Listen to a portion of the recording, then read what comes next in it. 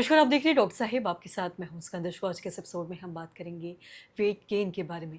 हम देखते हैं कि आज हर दूसरा इंसान वज़न बढ़ने से परेशान है और वज़न कम करने के लिए वो अलग-अलग तकनीकों का इस्तेमाल करता है। कोई योगा करता है, तो कोई सोचता है कि हम डाइट कर लेंगे तो हमारा वज़न कम हो जाएगा और कई बार वज़न कम भी हो जाता है। लेकिन फिर से देखते हैं कि अगर थोड़ा बहुत भी अगर वो कुछ खा लेते हैं या फिर अगर एक्सरसाइज़ छोड़ देते हैं, तो उनका वज़न फिर से वैसा ही हो जाता है। तो आज हम इसी बारे में तमाम जानकारी लेंगे और इस पे बात करने के लिए आज हमारे साथ मौजूद है बिहार के जाने-माने bariatric and metabolic surgeon doctor Nirupam Sinha. Sir नमस्कार, बहुत-बहुत स्वागत है आपका। Thank you. सर मैं देखती हूँ हमें ऐसे बहुत सारे सवाल भी आए हैं और बहुत सारे लोगों का ये क्वेश्चन रहता है कि वो डाइट करते हैं और वो अच्छे से मतलब सही आहार भी ले रहे हैं, डाइट ले रहे हैं, लेकिन फिर भी उनका वज़न नहीं कम हो रहा और इन केस अगर कम हो भी जाता है, तो फिर से वो रिवर्स हो जाता है। तो हुँ। इसका कारण क्या है? देखिए, पहली बात ये है ना कि हम लोग जो समझते हैं डाइट करना, एक तो जो एग्ज़ैक्ट डाइट होनी चाहिए लोगों की वो कर नहीं पाते। हुँ, अगर आप किसी डायटीशियन के पास जाओगे, आपका वज़न बढ़ा हुआ है और आप किसी डायटीशियन के पास जाओगे, वो डायटीशियन आपको डाइट बना कर के देंगी, हुँ, ठीक है? लेकिन क्या वो प्रैक्टिकली पॉसिबल है वो डाइट फ़ॉलो करना? क्योंकि हमारा अगर आप उस प्रॉपर डाइट को देखोगे तो हर 1 घंटे पे कुछ ना कुछ आपको खाना है। हुँ, हर डेढ़ घंटे पे कुछ ना कुछ खाना है। लेकिन क्या ये प्रैक्टिकली पॉसिबल हो पाता है हमारे डेली की दिनचर्या में कि उस चीज़ों को हम मान सकें? आप उसको 5 से 6-7 दिन मानोगे। हुँ, 8वाँ दिन आपको यही लगेगा कि यार कितना माने छोड़ दो रहने दो, ठीक है? तो सबसे बड़ी बात आपने जो ये सवाल पूछी कि ये वापस क्यों हो जाता है? ये इसलिए होता है क्योंकि कंसिस्टेंसी हमारे साथ नहीं रहती। उस चीज़ों के लिए डिसिप्लिन हमारे साथ नहीं रहता। हमारी प्राथमिकता और भी चीज़ें ज़्यादा हो जाती हैं केवल डाइट करने के अलावा। हुँ, तो सिंपल सी बात है, हमें ये देखनी चाहिए कि हमें कंसिस्टेंट रहना पड़ेगा। आप घर का ही बना हुआ खाना खाओ। पहली बात है कुछ चीज़ों को आप अवॉइड करो, बाहर के खाने को अवॉइड करो। मान लो अगर आपको कुछ मन करता है बाहर की चीज़ों को खाने का तो कोशिश करो उसे घर में ही बनाएँ। क्योंकि घर में आप जब बनाते हो, तो आप अपने हिसाब से उसमें ऑयल कंटेंट डालते हो, आप अपने हिसाब से उसमें साग-सब्जियाँ डालते हो। बाहर में आपके हिसाब से तो चलती नहीं है चीज़ें। तो कोशिश करें उस चीज़ों को अपने घर में बनाने की, जितना हद तक हो सके मीठे को अवॉइड करें।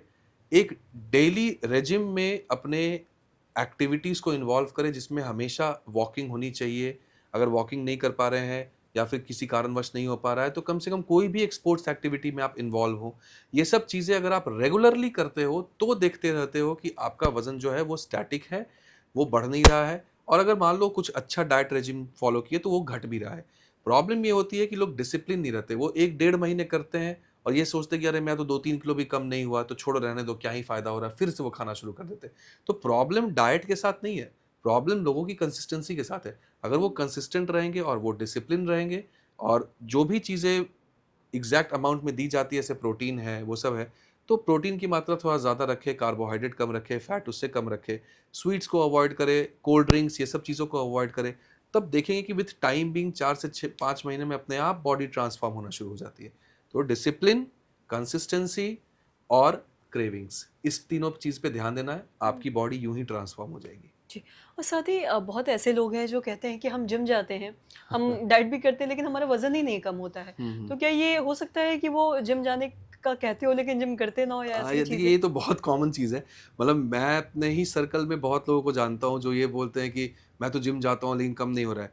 आप उस इंसान के को अगर ध्यान से देखोगे तो वो करता क्या है मैं बताता हूँ। मैक्सिमम लोग जिन जो करते हैं, वो जिम जाएँगे, जिम करेंगे, ट्रेनर्स या उनसे जो भी कोई वर्कआउट कराएगा वो करेंगे, बाहर निकलेंगे, उनको भूख लगेगी, वो जाके कहीं पैटीज़ खा लेंगे, कहीं समोसे खा लेंगे, कहीं कुछ खा लेंगे। तो ये कोई मील थोड़ी ना है। हुँ, अगर आपको कंसिस्टेंट रहना है, अगर आपको रियली में ट्रांसफॉर्मेशन चाहिए, तो जो चीज़ें होती है कि एक कहलाती है पोस्ट एक्सरसाइज़ मील, तो उस हुँ, पे आप ध्यान दें। अपने घर से एक टिफ़िन बना के लेके अगर आप ला सकते हैं तो। हुँ, यही सब चीज़ें लोगों से हो नहीं पाती और ये सब चीज़ें प्रैक्टिकली इतनी पॉसिबल हैं भी नहीं, इसीलिए लोगों कितना भी जिम करते हैं, वो वज़न कम नहीं होता।